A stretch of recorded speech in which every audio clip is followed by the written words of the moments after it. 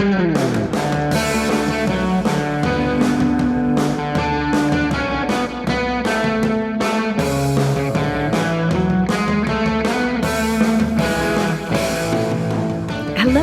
and welcome to the How to Live in Denmark podcast.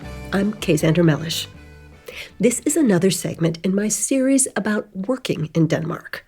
This is number 8. You can find the previous 7 online at howtoliveindenmark.com. I will be publishing a book later this year called How to Work in Denmark. Working in Denmark can be tricky, and it can feel like everyone knows the rules except you.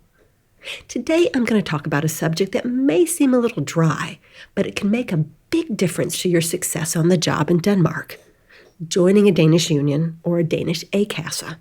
Also, what's the difference between a Danish union and a Danish A-kasse?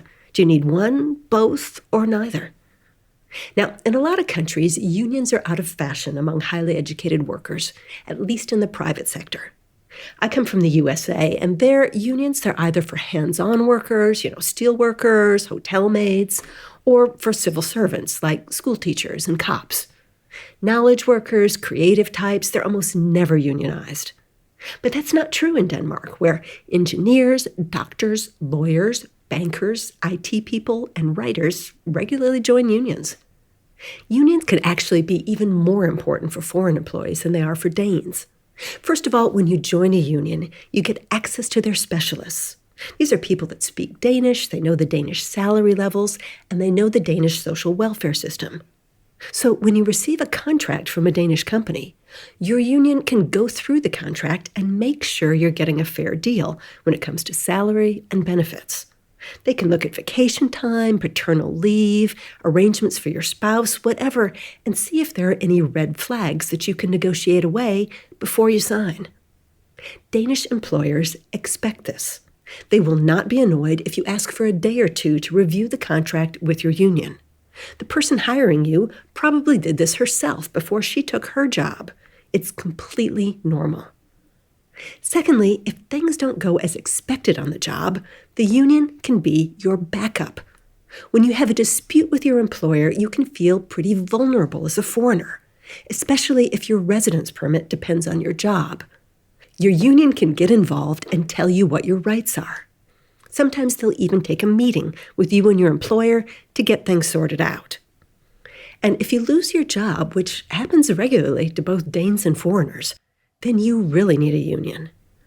The famous flexicurity system in Denmark means it's relatively easy to let go of people, particularly if they've worked at a company for less than a year.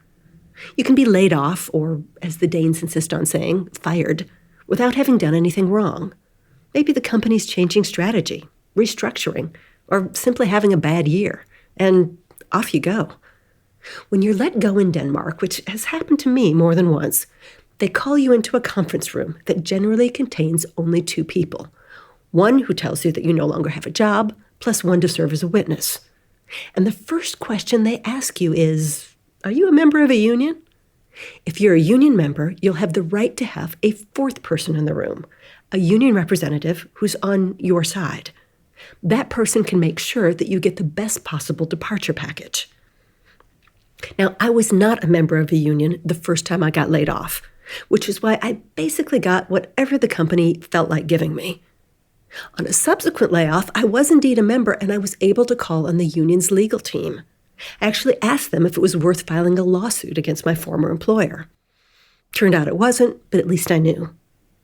Now, you're going to have to do a little research to find out which union suits you best. Some unions represent specific fields. IDA represents engineers, IDA. Pharma Denmark represents life science people, and the Finansforbundet is for people who work in banks or in the finance industry or in IT in the finance industry. The good thing about this type of union is that they know your industry well and have a good overview of job prospects and new companies within the sector. Industry-specific unions are generally non-political, and they hold networking events where you can meet other people in your field, including people who work at companies that might be future employers. That's why it can sometimes be worth joining these unions even before you get to Denmark, or getting in contact as soon as you arrive. There are also unions that cover several fields, the so-called super unions like 3F and Dansk Metal and HK. They can't offer much industry-specific information, so I only recommend joining these if you work at a company that has a specific contract with them. For example, you might be doing student work as a restaurant server or hotel cleaner at a place that has, say, a deal with 3F. Because there is no legal minimum wage in Denmark, the de facto minimum wage is whatever these unions negotiate with the employer group. So if your workplace has a deal with 3F, you get the minimum wage agreed on with 3F.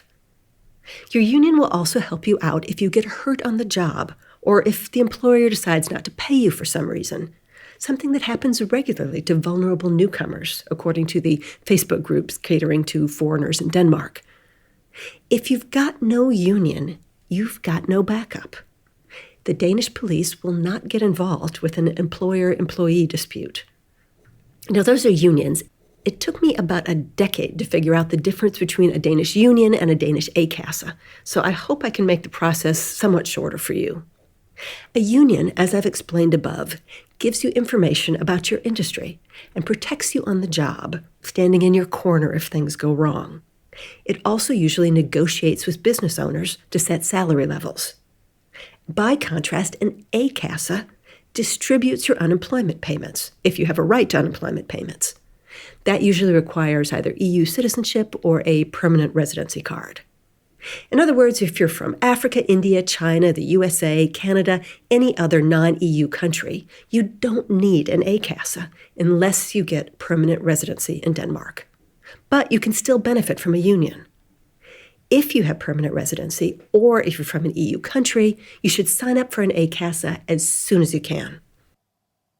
An A-kasse is a non-profit organization that will pay out your dagpenge, or unemployment insurance, if you lose your job. It will also usually pay out your sygedagpenge, your sick leave money, if you're temporarily too sick to work.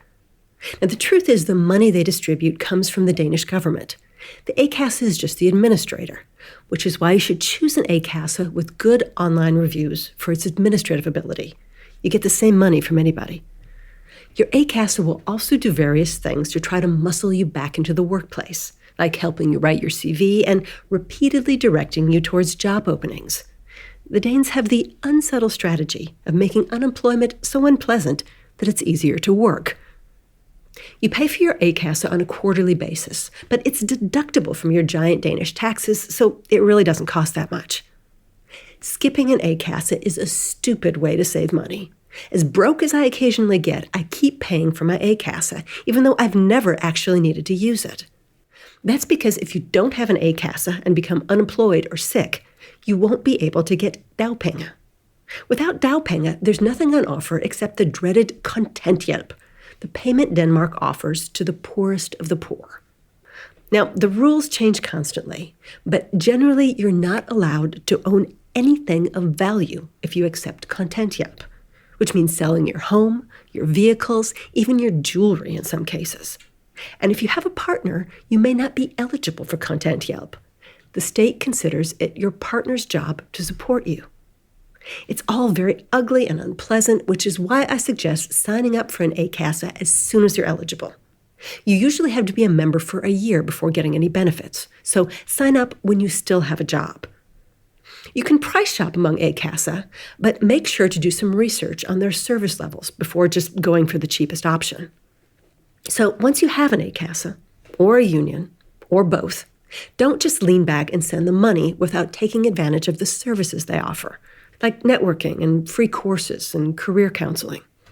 And don't be afraid to switch if you find a better deal. The different unions and A-kasse are very competitive with each other, and they're constantly coming up with various short-term deals to lure you away from their rivals. I recently switched myself after someone from a branch of Ledernes, the managers' union, called up and offered me 24 months free income insurance. Income insurance is a popular product that makes up the often substantial difference between your actual salary and unemployment compensation if you lose your job. So talk to your friends and your colleagues about the unions and the A-kasse that they use. If they've got a better one, go ahead and trade up. There is surprisingly little paperwork involved, and your new A-kasse or union will generally take care of it all for you. You often get a sad phone call from the organization that you left behind, but other than that, it's an easy, painless process. And that's the How to Live in Denmark podcast for this week. How to Work in Denmark, the book, will be available later this year. I do have a book that's already available called How to Live in Denmark, which you can get on Amazon, iTunes, or Google Play. Come leave a comment at howtoliveindenmark.com, where you can also book me to come speak to your company or organization. See you next time.